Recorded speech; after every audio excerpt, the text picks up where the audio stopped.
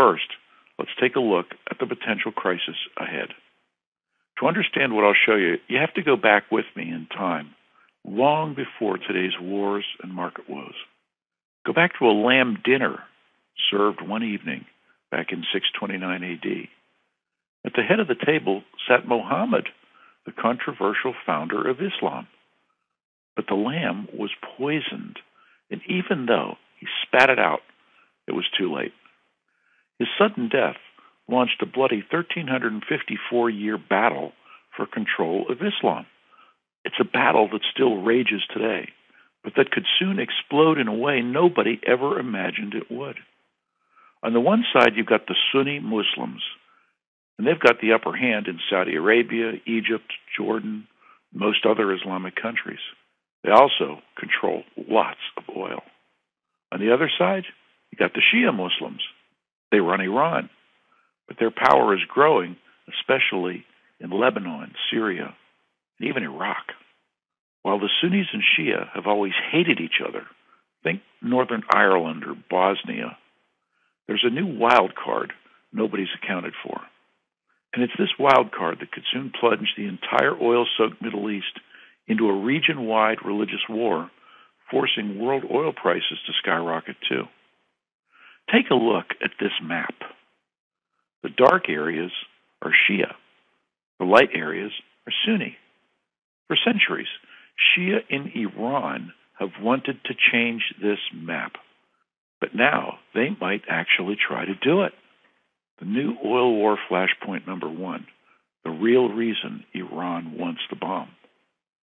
Remember, the biggest Shia state of all, Iran, used to be the Persian Empire. Their scholars walked with Aristotle and Plato. Their armies held off the Romans. They invented chess, windmills, and wine, and bricks and trigonometry. Persia, which is now Iran, also owned most of the land that stretches from Pakistan and Afghanistan to Iraq, to Syria, Egypt, and Israel. Iran's crackpot leaders would love to take it all back. And now they see what might be their first chance in centuries to try.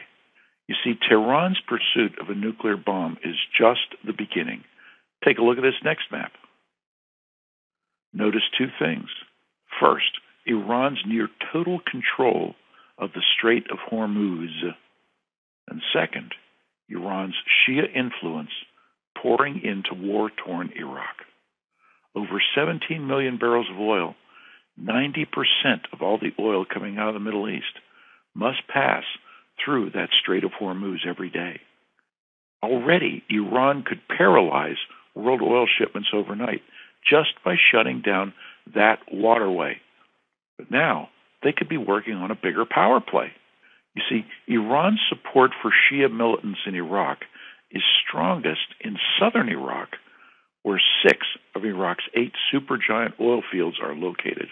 Plus, they now get almost open road access to war-hungry allies in Syria and Lebanon. What you might not know is that Tehran donates as much as $1 billion every year to Lebanon's Hezbollah terrorists, and they gave billions more to Syria's bloodthirsty president to build cement factories, car factories, power plants, storage silos. But what does Iran get in return? They get Hezbollah's Arabic-speaking terrorists to run militant Shia training camps in Iraq. And they get Syria to distribute Iran's money and weapons to others in the Shia network, a network that reaches a lot farther than you think. For instance, far south to a very unexpected place, Yemen. New oil war flashpoint number 2, Yemen's ugly secret. Ask yourself, why did the Pentagon triple its budget on Yemen? Why would U.S. General Petraeus meet with Yemen's president? And why did our own State Department call tiny little Yemen a threat to global stability? Even ABC News says Yemen is the next top target in the terror war and a near-perfect haven for terrorists. And President Obama is quietly sending ships, troops, and weapons. Why? Take a look at this map. Notice two things. First, another oil choke point called the Gate of Tears. And second, Yemen's big border with Saudi Arabia. For 6 years, Yemen has fought with Shia rebels. These rebels are broke, but somehow they're getting money to keep fighting. Says one Yemeni general, he has no doubt that there is Iranian support. What could Iran possibly want in Yemen? Well, first there's the Bab el-Mandeb, which means the Gate of Tears. It's a second oil choke point. Over 3.3 million barrels of oil shipped through here every day. Closing off the Gate of Tears would also cripple other oil states and slap a fat premium onto world oil prices. There's still more. You see, both Yemen and Shia-controlled Iraq also share borders with the indisputable mortal enemy of Shia Islam and Iran. That's Saudi Arabia. Oil war flashpoint number 3, Iran's final prize, Saudi oil. Remember the race wars in the U.S. in the 1960s? Well, in Saudi Arabia, Sunni schools teach that Shiites aren't real Muslims. Shias also can't hold a seat in politics, become judges, or testify in court. Shias and Sunni cannot even marry. It's against state law. Worst of all, back in the 1980s, the Saudis gave Sunni ally Saddam Hussein over $47 billion to fire missiles and chemical weapons into Iran in an 8-year anti-Shia war that killed up to 500,000 Iranians. And Iran has not forgotten. Final battleground? Well, with a terror network to the north and bought Shia loyalty in the south and elsewhere, Iran suddenly has the Saudis surrounded. As you can see, Saudi Arabia, which is home to both Mecca and the oil-corrupted Sunni princes, looks like a sitting duck. In the south, Yemen's rebels have already hit towns across the Saudi border. 50 Saudi schools along the border had to close. Another 240 border towns were evacuated. Saudi jets have already dropped bombs in Yemen. We're at a tipping point. Not every Shia wants a revolution, but enough do that a deep river of secret revenge could soon flood across the entire oil region.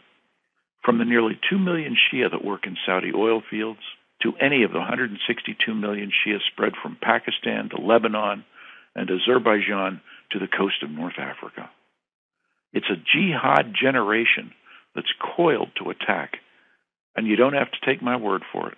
Leaders in all 3 of our biggest allies in the Middle East, Egypt, Jordan, Saudi Arabia, warn that Sunni and Shia tensions are on the brink. Abu Dhabi alone has bought $17 billion worth of U.S. anti-missile hardware.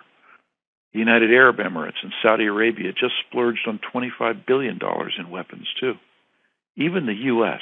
just committed more F-16 fighter jets, Patriot missile systems, giant cruisers, and up to 20,000 U.S. troops to the coming fight. Remember how oil shot up because of the OPEC crisis of 1973? Or how about during the Iranian Revolution of 1979? Even the threat of this rising new war could drive oil prices suddenly higher. And a full-on attack could send oil prices to $220 per barrel.